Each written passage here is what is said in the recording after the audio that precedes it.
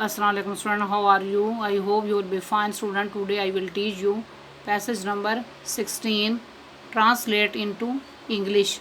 Student, now let us start. First sentence, दूध एक मुकम्मल ग़िज़ा है. इस सेंटेंस के एंड पर लफ्ज़ है दिया गया है. इस सेंटेंस को इंग्लिश में ट्रांसलेट करने के लिए प्रेजेंट टेंस को यूज़ करना है. इस सेंटेंस को इंग्लिश में इस तरह ट्रांसलेट किया जाएगा, milk is a perfect diet.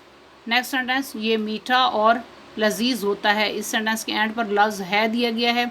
इस सेंटेंस को इंग्लिश में ट्रांसलेट करने के लिए प्रेजेंट टेंस को यूज़ करना है.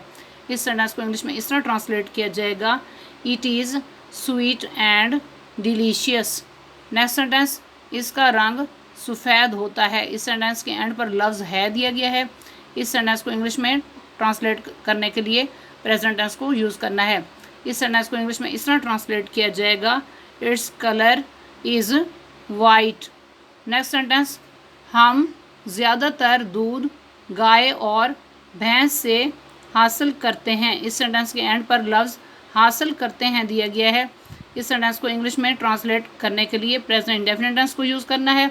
इस सेंटेंस को इंग्लिश में इस तरह ट्रांसलेट किया जाएगा, we get milk mostly from cows and buffaloes. Next sentence, दूध हमें सेहतमंद और ताकतवर बनाता है. इस सेंटेंस के एंड पर लफ्ज़ बनाता है दिया गया है. इस सेंटेंस को इंग्लिश में ट्रांसलेट करने के लिए प्रेजेंट इंडेफिनिट टेंस को यूज़ करना है. इस सेंटेंस को इंग्लिश में इस तरह ट्रांसलेट किया जाएगा, milk makes us healthy and strong. Next sentence, हम इससे दही, मक्खन और पनीर भी बनाते हैं. इस सेंटेंस के एंड पर लफ्ज़ बनाते हैं दिया गया है. इस सेंटेंस को इंग्लिश में ट्रांसलेट करने के लिए प्रेजेंट इंडेफिनिट टेंस को यूज़ करना है.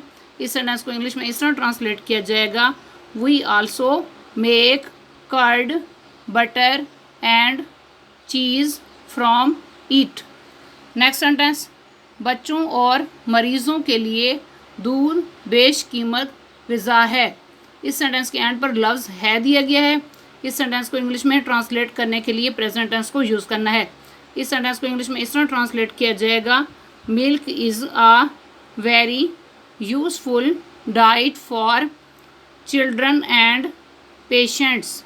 नेक्स्ट सेंटेंस, दूध को हमेशा उबाल कर इस्तेमाल करना चाहिए. इस सेंटेंस के एंड पर लफ्ज़ चाहिए दिया गया है.